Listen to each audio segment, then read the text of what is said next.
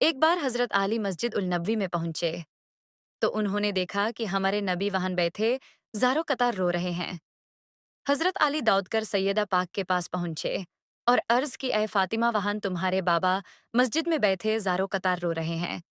ہماری اتنی ہمت نہیں کہ ہم ان سے یہ سوال کریں، تو تم ہی چل کر ان سے پوچھ لو۔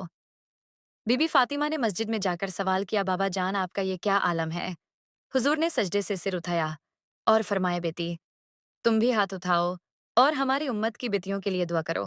سیدہ پاک نے پوچھا، بابا جان، لیکن کیا ہوا ہے؟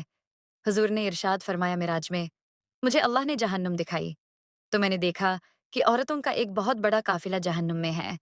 ان کا عالم یہ ہے کہ فرشتے ان کے بال پکڑ پکڑ کر گھسیٹتے ہیں۔ بی بی فاطمہ نے سوال کیا، ان کا یہ حال کس گناہ کی وجہ سے ہوا؟ آپ نے ارشاد فرمایا، یہ وہ عورتیں تھیں جو باریک دوپٹہ پہنتی تھی اور ان کے بال اس دوپٹے کے اندر سے جھلکتے تھے۔ اس لیے یہ سخت تاکید کرنا کہ عورتیں ہمیشہ پردہ کریں، کیونکہ ان پر یہ فرض کیا گیا ہے۔ بہنوں، آج کل ہمارے معاشرے میں سے کتنی عورتیں ہیں پردے کو ضروری نہیں سمجھتی؟ امید ہے اس حدیث نے ان کی آنکھیں کھول دی ہوں گی۔ جزاک اللہ، خدا حافظ۔ ایک بار حضرت علی مسجد النبوی میں پہنچے تو انہوں نے دیکھا کہ ہمارے نبی وہاں بیٹھے زاروں قطار رو رہے ہیں۔ حضرت علی دوڑ کر سیدہ پاک کے پاس پہنچے اور عرض کی، اے فاطمہ، وہاں تمہارے بابا مسجد میں بیٹھے زاروں قطار رو رہے ہیں۔ ہماری اتنی ہمت نہیں کہ ہم ان سے یہ سوال کریں، تو تم ہی چل کر ان سے پوچھ لو۔ بی بی فاطمہ نے مسجد میں جا کر سوال کیا، بابا جان، آپ کا یہ کیا عالم ہے؟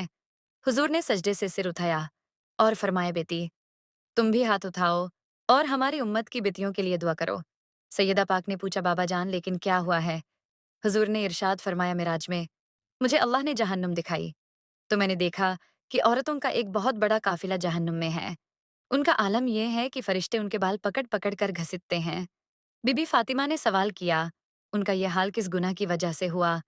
آپ نے ارشاد فرمایا، یہ وہ عورتیں تھیں جو باریک دوپٹہ پہنتی تھی اور ان کے بال اس دوپٹے کے اندر سے جھلکتے تھے۔